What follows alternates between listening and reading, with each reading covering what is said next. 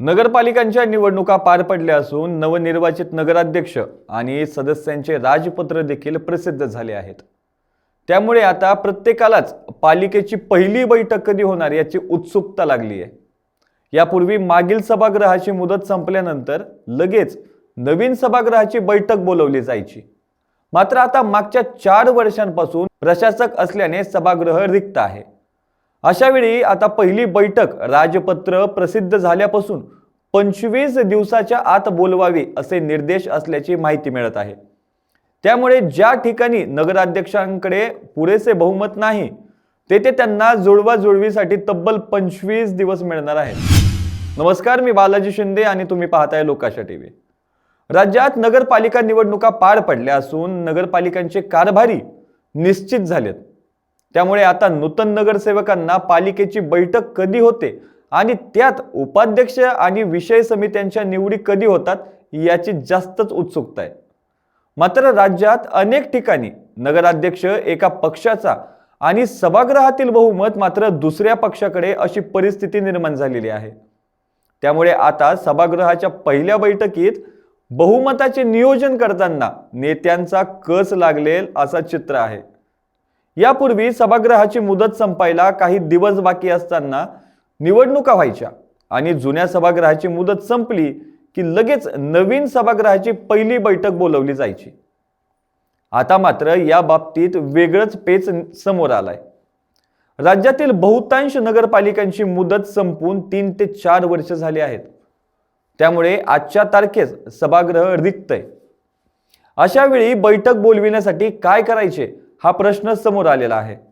या संदर्भानेच नवीन सदस्यांची यादी राजपत्रात प्रसिद्ध झाल्यानंतर पहिली बैठक बोलविण्याचे अधिकार अध्यक्षांचे असून त्यासाठी ते 25 दिवसांचा वेळ घेऊ शकतात असे समोर येत आहे। अध्यक्षांनी राजपत्र प्रसिद्ध झाल्यानंतर 25 दिवसाच्या आत बैठक बोलवावी असे अपेक्षित असल्याचे सांगितले जाते। त्यामुळे आता प्रत्येक नगरपालिकेच्या बाबतीत तो निर्णय त्या नगराध्यक्षांचा असणार आहे। ज्या नगरपालिकांमध्ये नगराध्यक्षांना बहुमताची अडचण आहे तेथे आता नव्या निर्देशांप्रमाणे जुळवणी करायला नगराध्यक्षांना भरपूर वेळ मिळणार आहे। त्यामुळे जिल्ह्यातील बीड, अंबाजोगाई आदी ठिकाणी नगराध्यक्ष पहिली बैठक कधी बोलवतात याकडे सर्वांचं लक्ष असेल। तर गेवराई झालं, धारूर झालं, परळीमध्ये मात्र बहुमताची अडचण नसल्याने या पालिकांची पहिली बैठक केव्हाही होऊ शकते। माजलगाव मध्ये नगराध्यक्ष चाऊस यांच्याकडे थेट बहुमत नसले तरी त्यांना ते जुळविणे फारसे अवघड नाही।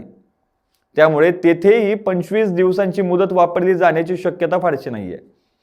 मात्र बीड आणि अंबाजोगाईच्या बाबतीत काय निर्णय होतो याची उत्सुकता सर्वांनाच असेल। कारण 2016च्या नगरपालिका निवडणुकीनंतर देखील बीडमध्ये असाच पेच निर्माण झाला होता। 2016 मध्ये बीड नगरपालिकेची 27 नोव्हेंबरला मतदान तर 28 नोव्हेंबरला मतमोजणी झाली होती। त्यावेळी राष्ट्रवादीचे डॉक्टर भारतभूषण क्षीरसागर नगराध्यक्ष म्हणून निवडून आले होते। मात्र त्यांच्याकडे सभागृहात बहुमतच नव्हतं। त्यामुळे सभागृहाची पहिली बैठक अनेक दिवस लांबली होती आणि अखेर 10 जानेवारी 2017ला पहिली बैठक ठरविण्यात आली आहे।